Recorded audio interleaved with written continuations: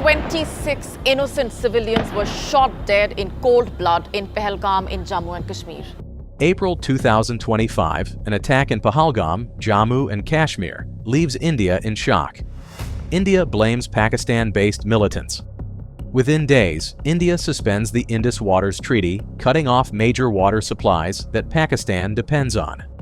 In retaliation, India targeted 9 terror camps inside Pakistan. Then Pakistan retaliated with a major drone and missile attack. India retaliated by destroying Pakistan air defense systems. Pakistan launches a preemptive military strike. Fighter jets cross the border before dawn. Tanks roll through Punjab and missiles light up the night sky. But to understand how we reached this point first, we need to understand their history. Watch till the end to see how this unfolds. The partition of British India created 2 nations, India, a secular state, and Pakistan, a homeland for Muslims. The partition triggered one of the largest mass migrations in human history, with over 15 million people displaced, and an estimated 1 to 2 million lost their lives in communal violence. This sowed the seed of rivalry between the 2 nations. Since then, India and Pakistan have fought 4 major wars, 3 over the disputed region of Kashmir. The first war broke out just months after independence, over the princely state of Jammu and Kashmir. Though the ruler was Hindu, the majority population was Muslim. Tribal militias from Pakistan's northwest invaded the region, prompting the Maharaja to integrate Kashmir into India in exchange for military assistance.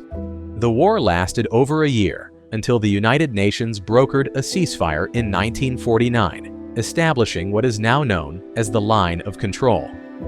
The Second War happened in 1965, again over Kashmir. It ended in a stalemate with a Soviet-brokered ceasefire. In 1971, India intervened in East Pakistan after a brutal crackdown triggered a refugee crisis. Within 13 days, Pakistan surrendered and Bangladesh was born. In 1999, the Kargil War saw Pakistani infiltrators occupy Indian territory. India regained control and Pakistan faced international condemnation. Kashmir and cross-border terrorism remain flashpoints. Attacks like 2001 Parliament attack, 2008 Mumbai attacks, and 2019 Pulwama attack have only deepened mistrust. Today, the line of control is heavily fortified and both nations remain on high alert. Before diving into how a war might unfold, let's compare the military strengths of both nations. India has over 1.4 million active military personnel, with a reserve force of over 1 million. Pakistan fields about 650,000 active troops and 500,000 reserves. India's larger population and economy allow it to maintain a bigger standing army, giving it a numerical edge in ground forces. In armored warfare, India has over 4,000 tanks, including the Russian-designed T-90 Bhishma, indigenous Arjun MBT, and thousands of artillery pieces. Pakistan counters with around 2,400 tanks, like the Chinese Pakistani Al-Khalid, and a small but robust artillery arsenal.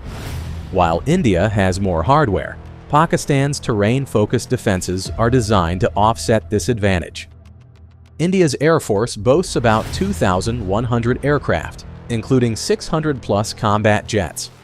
The backbone of the Indian Air Force is made of 36 French Rafale jets and over 250 Su-30, giving it superior firepower and range. Pakistan's Air Force, with around 900 aircraft, including approximately 350 fighters, notably the F-16s from the US and the JF-17, a joint Chinese-Pakistani project. At sea, the imbalance becomes dramatic. Indian Navy is a regional powerhouse, with 2 aircraft carriers, over 60 major warships, and 17 submarines. Pakistan's smaller navy, with no carriers but 10 frigates and 8 submarines, focuses on coastal defense. Both nations possess nuclear warheads. India with around 160, Pakistan with 170. India's Agni-V missile can strike over 5,000 kilometers, while Pakistan's Shaheen-3 reaches 2,750 kilometers. Both can target each other's major cities. Pakistan's tactical nuclear weapons, designed for battlefield use, add a dangerous wildcard. Also, the thing to note is, India adheres to a no-first-use doctrine, while Pakistan maintains strategic ambiguity, reserving the right to use nukes if it feels existentially threatened.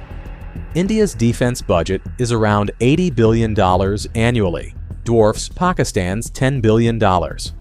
This allows India to invest in advanced tech and sustain longer conflicts.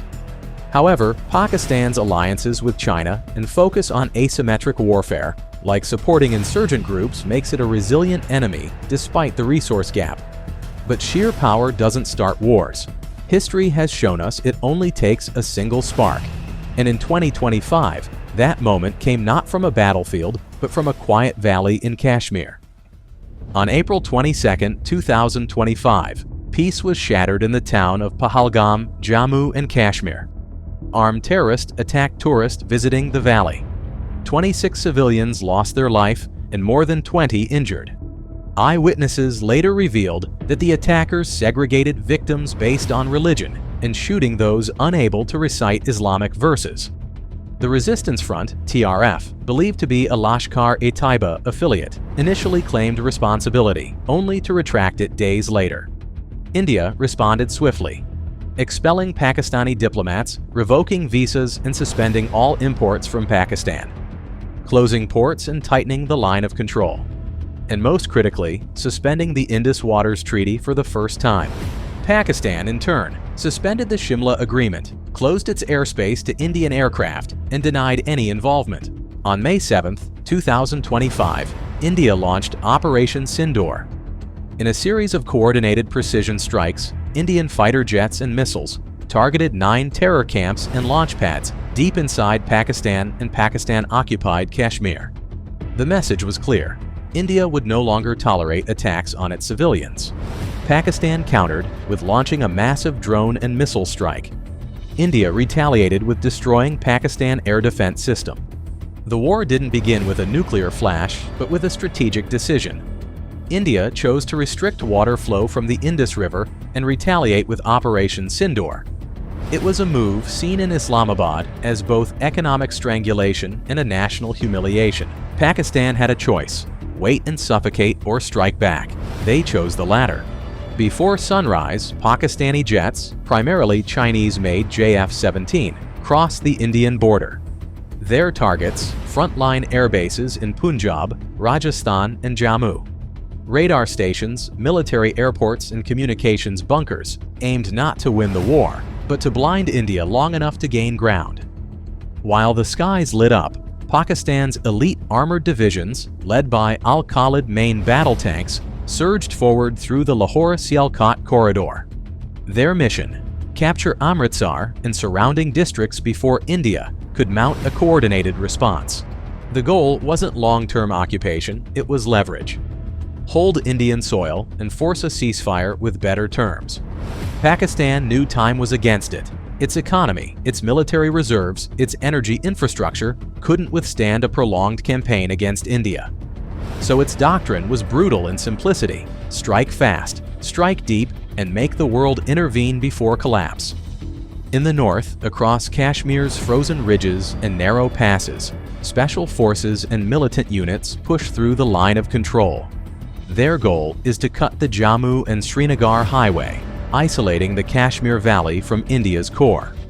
At sea, knowing it couldn't go head-to-head with the Indian Navy, Pakistan deployed submarines to lay minefields off Mumbai and Gujarat's coast.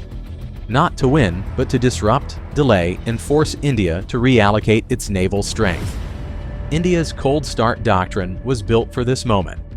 While Pakistani jets hit the first blow, Indian armed forces were already in motion.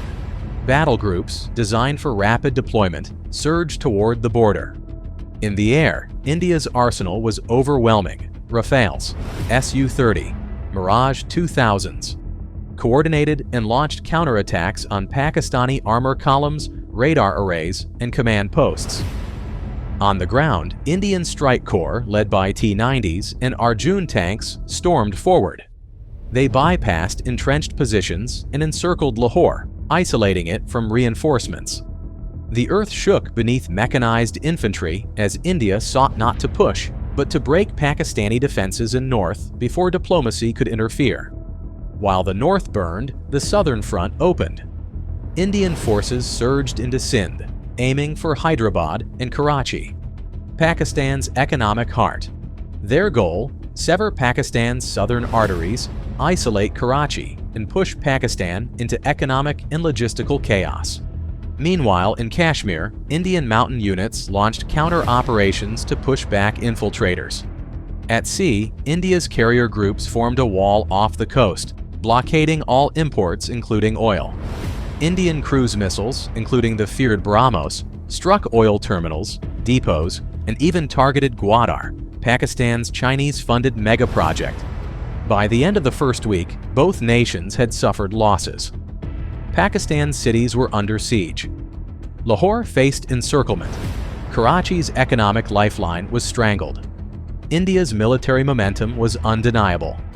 But with every airstrike and every missile launch, the stakes climbed.